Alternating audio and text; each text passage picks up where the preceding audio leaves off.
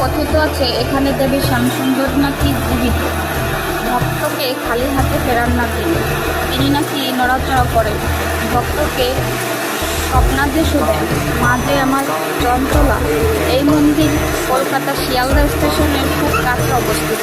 মহালয়ার পুণ্যতিথিতে মায়ের আবির্ভাব হয়। তার আবির্ভাবের একটা কাহিনী প্রচলিত আছে।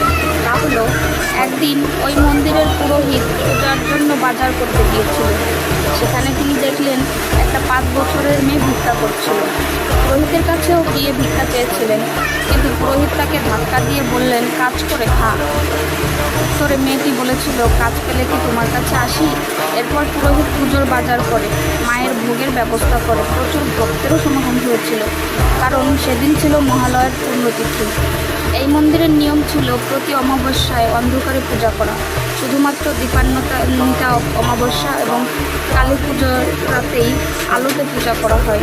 সেদিনও অন্ধকারেই পূজা হচ্ছিল, কিন্তু পুজোর সময় পুরোহিত লক্ষ্য করলো যে মহাদেব সাহিত্য আছে, কিন্তু মা কালী সেখানে নেই। মহাদেব ও মৃত মানুষের মতো শুয়ে আছে। তখন সেই দৃশ্য দেখে পুরোহিত শিউরে উঠেছিল।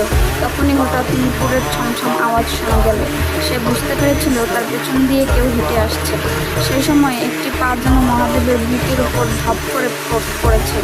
দেবী মানুষের কণ্ঠে বলেছেন, চাল কলা খেতে দে আমায়, দেবী না। তখন পুরোহিত অজ্ঞান হয়ে গেছিল। অজ্ঞান অবস্থায় তিনি স্বপ্নাদেশ পেয়েছিল যে তিনি শুধু ধনী লোকের মা নয়, সে গরিবেরও মা। তাই যদি কেউ তাকে এক মুঠো আতপ চাউল ও কলা দিয়ে ভোগ নিবেদন করে, তবে তিনি তা গ্রহণ করবেন। সেই থেকে মা শ্যামসুন্দরী পূজায় আতপ চাল ও কলা দিয়ে ভোগ নিবেদন করা হয়।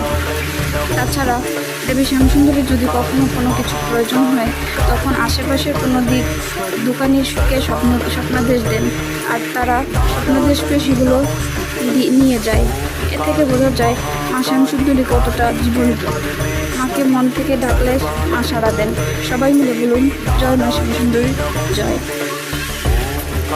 महाकाली काली के परमेश्वरी सर्वा